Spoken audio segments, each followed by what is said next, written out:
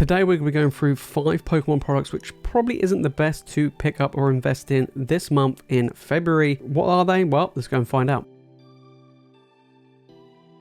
Alright guys, we're doing something a little bit different this month. Rather than me telling you what are the best things to pick up, I'm going to be telling you the 5 things I think you should avoid picking up this month in February. Now these aren't necessarily bad products, but I do feel like they're not the greatest to pick up. I would say right now in February or right now at the moment in just the time of things. We're going to be taking a look on TCG Player at all of the market prices of each of these. So let's jump straight into it. Coming in number 5, we have Astral Radiance Booster Box. Now I do like the Trainer Gallery sets. I do feel like they're really good. However, I do feel like Astral Radiance is kind of the weakest out of the 4. Even though it has been moving, I mean pretty much everything's been moving up at the moment, this is not the greatest product to pick up. I do feel like there's other Trainer Gallery sets especially that are better. Silver Tempest, Lost Origin, Brilliant Stars in my opinion are all better than Astral Radiance. But let's take a look at what's been going on anyway. So as I said, all the booster boxes have been going up in price. They have across the board. So I can't say, you know, oh look, it's gone up. You know, it's amazing. It is actually one of the cheapest booster boxes in the Sword and Shield era right now, which is actually quite surprising to be honest. So it was $116 and it has gone up since probably the last month or so, and it's gone up from around from 105, 102 to around 115, nearly 120, but not quite, and it has gone up. We go back 6 months, this set sat around $100 for the longest time and is now approaching 120. Yes, it has gone up. It is pretty good, but I do feel like it's not the greatest at the moment to pick up, like I say, but it's definitely not the worst. Number 4, I hate to put it on here, but we have the Shining Fates ETB. Now, I really like Shining Fates. However, I have to admit, it is not the greatest right now. And that is because there's still a lot of the product around. Pokemon really did print a hell of a lot of this set, and it really has shown. Now, there are a ton of amazing cards in this set, and the Charizard is the real big hitter, but that isn't enough for this set, and it has been going up. Only a little bit, but it has been going up over the past few months. Now, like I said, this set is quite easy to get hold of. There's no booster boxes. We only got like supplemental products and ETBs, but it's been around $50 for the longest time, and I kind of feel like it will probably stay that way. We go back 6 months, and again, it sat around that $45 to $50 for the longest time. We go back a year and kind of sat around pretty much the same ever since the 1st of March 2022, so basically a year. So it has not been the biggest mover at all, and I don't feel like it's the greatest. It is pretty good if you're on a budget. I do think this is a really good pickup, but I wouldn't go too crazy for Shining Fates. I do feel like the ton of printings of this set has actually made it not the best to pick up. Number 3, we have Vivid Voltage. Now, Vivid Voltage is an interesting set. Again, another set which I really liked. It was actually a set which, you know, when I made my return back to the hobby, this was my first booster box I ever opened, and I really enjoyed Vivid Voltage. But back then it was really expensive. Things were very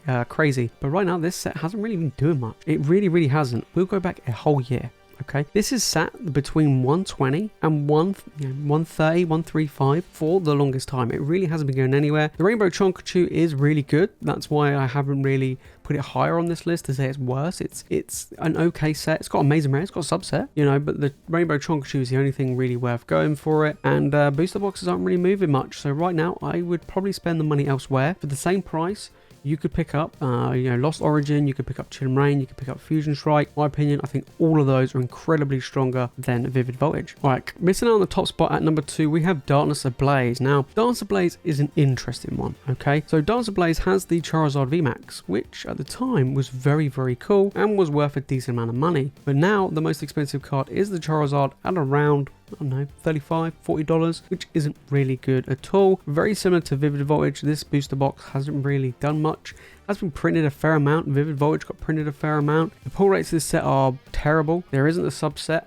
There isn't much value in the packs. The Charizard just doesn't really carry it. If you really want the Charizard, just buy it for like a third of the box. So it's not great. But however, let's take a look at it anyway. We're looking at around $139 for this booster box, and it hasn't really done much. We go back 6 months. It has climbed, you know, went from 125 up to this, 140 mark. Did actually reach 146 at one point. We go back a year. It's done a bit better than Vivid, but not a huge amount. It's kind of basically been the same around that 125 to 140, similar to Vivid. My opinion, I would spend that money on Chill Rain, Fusion Strike, Lost Origin, Silver Tempest. Any of those sets, in my opinion, are better than Darkness Ablaze. I would even say Battle Styles is better because you have the alt art in that set. and the booster boxes are fair cheaper, to be honest. I mean, they're what, like around 100, 110 compared to Ablaze. Before we get into the final pick, guys, you made this far into the video and you've enjoyed it, make sure to smash the like button, make sure you subscribe for more Pokemon content, and guys, let me know down in the comments, what sets are you avoid? What sets do you kind of like, nah, you know what, I'm not going to go anywhere near that. For me, I'm not going to lie, I kind of avoid Rebel Clash. However, Rebel Clash isn't on this list because, believe it or not, booster boxes actually been doing pretty well, which is quite surprising, to be honest. Right, let's get into number one. Number one, we have the Pokemon Go Elite Trainer Box. Now, Pokemon Go is an interesting one. It had a lot of hype before it came out. People were really excited. People love the games, just like me, and we were really excited that Pokemon Go is getting its own set. However, it came out at a really weird time. You know, it came out way too late in my opinion, and it's a holiday set, like a specialty set, no booster boxes, just ETBs and supplemental products, and there's a few problems with this set. One, like I say, it came out too late. Two, it is being printed to insane amounts, and three, there isn't really anything worth chasing for in this set. The pull rates are all over the show for this set. Let's take a look at the prices and we'll get more in detail about that. So we look at the prices, we're looking around $41. Now that has gone up maybe a couple of dollars since its release, and we go back 6 months and this set really hasn't done much. It did drop a fair amount. I mean, over here in the UK you could pick these up for around about £40, you know, in most places. I've even seen some places try and fire sell them to get rid of stock at 30, 35. So yeah, this isn't really that expensive. Bearing in mind, I think when it came out, what, it was like £50. So it has dropped, and you know, it hasn't really gone back to where it should be, if you know what I mean. And like I say, the downside is the pull rates are really bad. You know, the chase card that says the Rainbow Mewtwo, which is quite hard to get hold of, but then it's not that great. I think that card's what, maybe like $40, $50. Again, very similar to Dance Display, not a really big chase card. The pull rates are all over the show. I mean, I found it really easy to pull the Ult Mewtwo, which was the most expensive card in the set, and because of how easy that is to pull, but the value of that's just dropped. Radiant Charizard is the same, that's quite easy to get, that's dropped a lot, and I feel like this product came out way too late. In my opinion, I think it should have came out 5 years ago.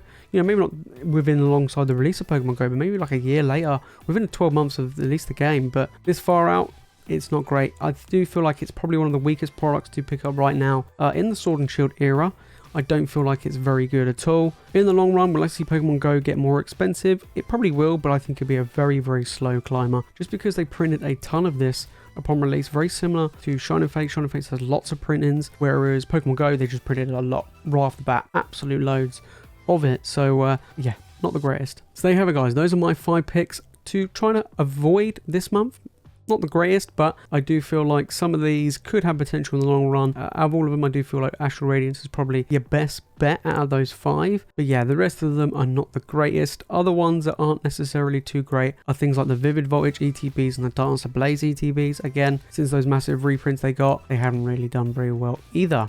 But if you want to know 5 great products to pick up, then make sure to click on this video right here. And if you want to watch more Pokemon content, make sure you subscribe to the channel. Alright guys, that is it from me in this video. Thank you all so much for watching. As always, you guys are legends, and I'll see you all in the next one.